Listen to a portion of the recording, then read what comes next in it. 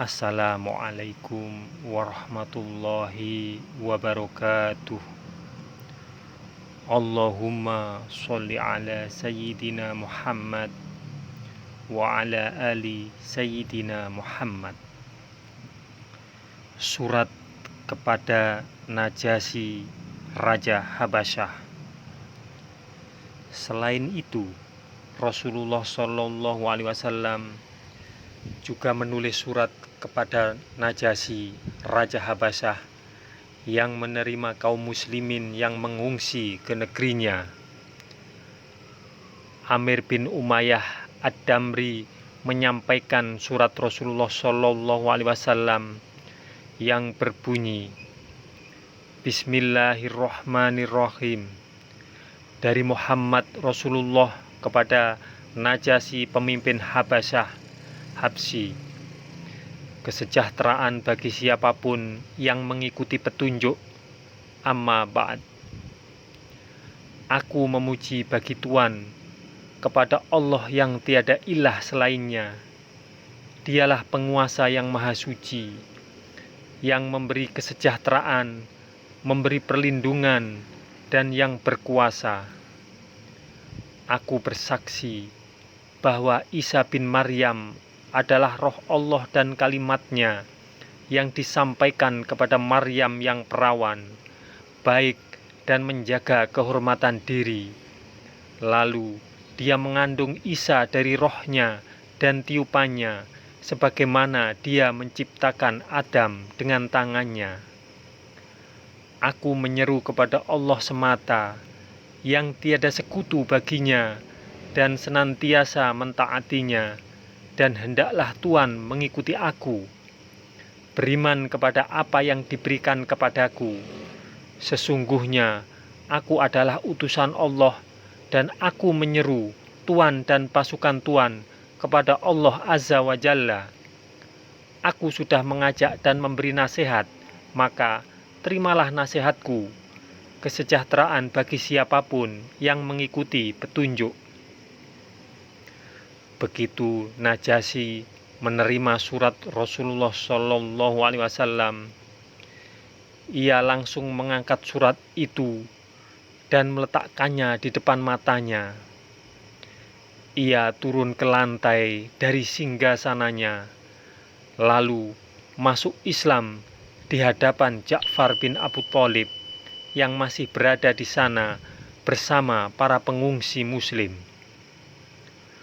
Najasyi membalas surat Rasulullah Shallallahu Alaihi Wasallam yang menyetujui bahwa Nabi Isa memang benar seorang utusan Allah yang lahir dari Maryam yang suci.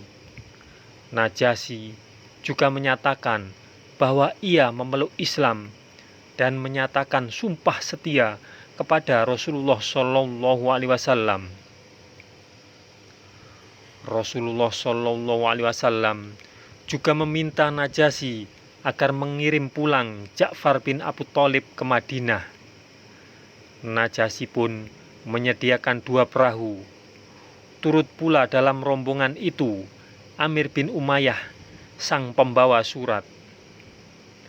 Najasyi wafat pada bulan Rajab tahun ke-7 Hijriah. Rasulullah Shallallahu Alaihi Wasallam bersedih hati atas kematiannya dan menyelenggarakan sholat gaib. Rasulullah Shallallahu Alaihi Wasallam pun mengirim surat yang sama isinya kepada pengganti Najasyi. Akan tetapi sejarah tidak mencatat apakah penggantinya juga memeluk Islam atau tidak.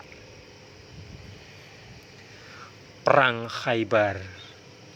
Setelah orang Quraisy setuju untuk berdamai, kini ada satu musuh yang tidak kalah berbahaya. Mereka adalah orang-orang Yahudi yang kini berkumpul di Khaybar, kota benteng yang sangat kuat. Para penghuni Khaybar inilah yang dulu menghasut pasukan Quraisy untuk menyerang Madinah dalam perang Khandaq. Rasulullah Shallallahu Alaihi Wasallam mengetahui bahwa jika dibiarkan, mereka akan menempuh cara yang lebih berbahaya untuk membasmi kaum muslimin. Maka Rasulullah Shallallahu Alaihi Wasallam pun menyiapkan pasukannya. Namun beliau paham bahwa pertempuran yang mereka hadapi akan sangat berat. Karena itu, yang boleh bergabung hanya orang-orang yang benar-benar siap berjihad. Maka berkumpullah orang-orang yang gagah berani yang terdiri atas 1.400 pasukan berjalan kaki dan 100 pasukan penunggang kuda. Diam-diam Abdullah bin Ubay mengirim pesan kepada orang-orang Khaybar. Muhammad hendak mendatangi kalian. Bersiap siagalah dan kalian tak perlu takut. Jumlah dan kekuatan kalian sangat banyak, sementara kaum Muhammad hanya sedikit dengan persenjataan terbatas. Rasulullah Shallallahu Alaihi Wasallam meminta 2 petunjuk jalan. Keduanya menunjukkan 4 jalan yang dapat ditempuh kaum muslimin agar kedatangan mereka tidak diketahui orang-orang Yahudi di Khaybar. Jalan-jalan itu bernama Syasi, kacau, Hatib, sial, Husn, kesedihan, Marhab, selamat datang. Maka Rasulullah Shallallahu Alaihi Wasallam pun memilih melewati jalan Marhab. Setelah sholat asar, Rasulullah Shallallahu Alaihi Wasallam meminta bekal makanan. Karena hanya sedikit, beliau disuguhi tepung gandum yang tidak seberapa banyak. Rasulullah Shallallahu Alaihi Wasallam pun kemudian mengolah tepung itu sehingga menjadi cukup buat beliau dan semua orang. Seorang penyair bernama Amir bin Aqwa melantunkan karyanya. Kalau bukan karena Engkau ya Allah, kami tidak akan mendapatkan hidayah, tidak pula sholat dan bersedekah. Ampunilah dosa kami sebagai tebusan selagi kami tegar dalam ketakwaan. Teguhkanlah pendirian kami dalam peperangan. Berikanlah kepada kami ketentraman hati. Kami tidak ingin hidup jika musuh mengalahkan kami. Mendengar syair itu, Rasulullah Shallallahu Alaihi Wasallam bersabda, Allah merahmatinya.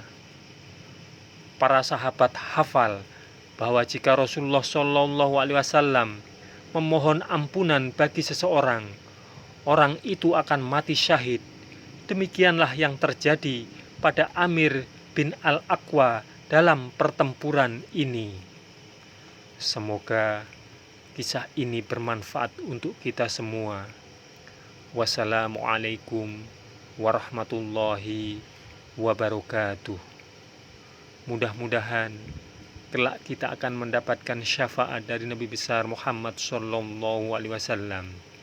Amin, amin, amin ya Rabbal Alamin.